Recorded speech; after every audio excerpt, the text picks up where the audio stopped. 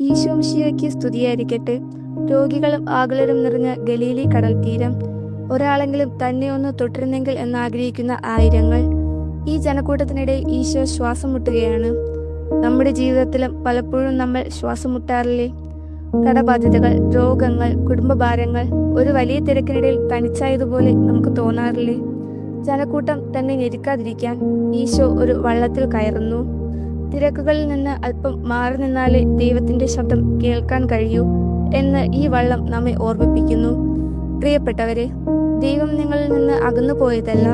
നിങ്ങളുടെ സങ്കടങ്ങൾക്കിടയിൽ അവന്റെ സ്വരം വ്യക്തമായി കേൾപ്പിക്കാൻ അവൻ ഒരുങ്ങുന്നതാണ്. ആ വെള്ളം നിങ്ങളുടെ തകർന്ന ഹൃദയവുമാകാം.